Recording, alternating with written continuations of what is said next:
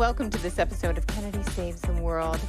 Joe Biden is still president, and that's the most curious thing in the world because we have almost reached critical mass in terms of people with influence and power who are calling on the president to step aside, which he should have done a couple of years ago, so the Democrat Party could have had an honest and robust primary process. Because, they keep saying the thesis of the campaign is democracy is on the ballot. We have to save democracy. Well, it's not really a democratic process if you insulate yourself through the primaries, don't have any real primary challengers, you don't have any debates. And, imagine what Democrats might have done if the president did have a few debates and people were invited to join the race and they could have selected differently. We would be at a very different place than we are right now.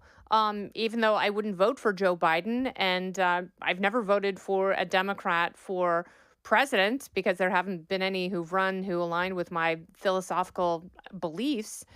I do think that everyone deserves to have an honest assessment of who they feel would be best to run the country. And the Democrats did not provide that. And the whole thing has been a subversion of democracy. If you're swapping him out at the very last minute, I'm also perplexed by the outraged, by people going, I can't believe this.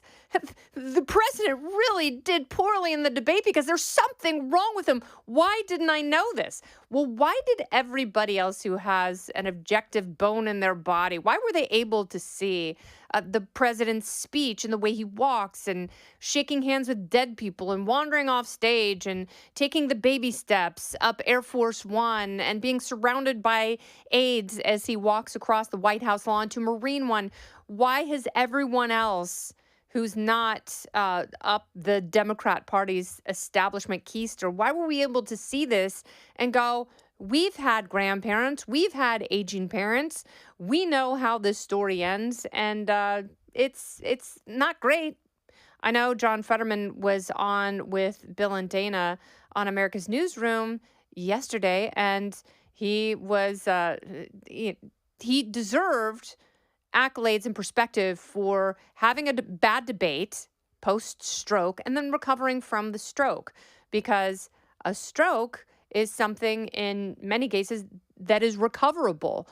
What the president is going through, and of course, there are armchair doctors and there are actual physicians who are now able to, on X, have an honest medical debate about what might be going on. And, they all say, no, I'm not treating the president, but based on the symptoms that he is displaying, and some say it's Lewy body dementia, some say it's garden variety Parkinson's. But why weren't we having this conversation 2 years ago when he was already exhibiting signs? Remember when Ronald Reagan left the White House, they're like, see, he had Alzheimer's. And, President Biden is as old as Ronald Reagan was when he left his second term. And President Biden still wants another term. And if you look at where he was at the State of the Union, because there's only so many drugs, there's only so much Red Bull and Adderall they can give you to give you a boost of energy and mental clarity. But that's not going to work every time. And that's also not going to work long term. And in just a few months, the president has really cratered.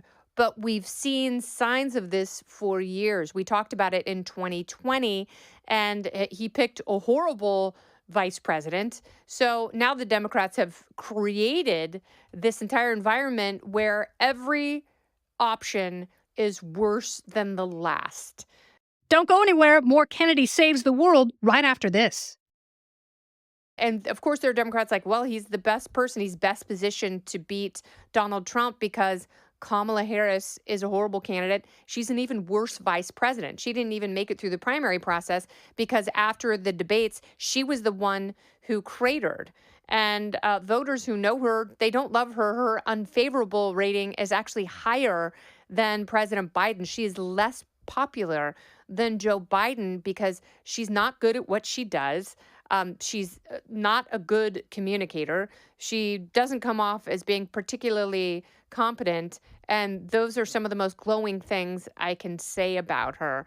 It's like, and she does not need to be Shatnered upon right now because she shouldn't be the nominee. She shouldn't be president. I don't believe that she would be. But this is what the Democrats have created. And the fact that there weren't more members of the press who were taking a good skeptical look, and weren't worried about access to the White House briefing room if they asked a pointed question, as Peter Doocy and Jackie Heinrich do every time there's a White House press briefing. If more reporters had acted like journalists, we also wouldn't be in this position.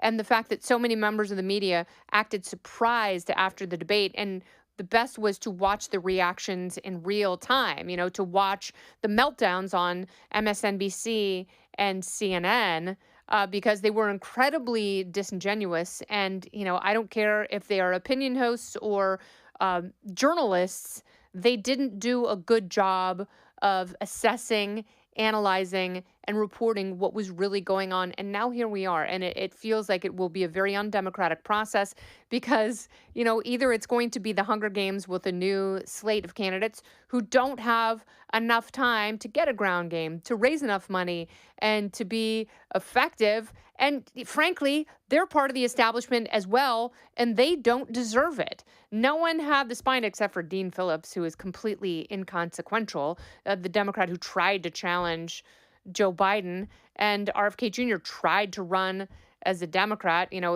We discussed this a week and a half ago. He's morally compromised. He can't be president. So this is what happens when you have, that entire notion of like super delegates that propped up Hillary Clinton when she ran in 2016. They didn't do her any favors in 2008 because they didn't want her to be the nominee. But that process is undemocratic, and it is frustrating, and voters don't deserve it. But, and again, I will go back to what I often say on the show. We need more parties in this country. The two-party system has failed us because when one of the parties is in free fall to the point where there could be a collapse of this administration and their candidate, that's half of the political might in this country.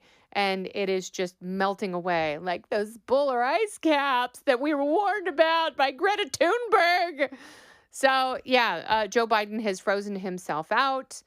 He gives people with cognitive issues a bad name. He gives older Americans a bad name. He's holding on to power for the sake of holding on to power. He is being counseled by people who directly benefit from it. His wife, Dr. Jill, and Hunter, who's a recovering crack addict. And they are compromised as well. I don't know if anyone is going to be able to get to the president at this point. So what's going to happen? We will see if he doesn't move out of the way, and he doesn't have to. We will see a crescendo in Chicago that will make 1968 look like 1999 when there wasn't a Democrat National Convention, but we partied like it was. All right, Joe Biden, get out of the race. Someone's got to do something. You're all children. I'm sad that the Democrats don't have an adult in the room, but this is what happens when you hump aging legs.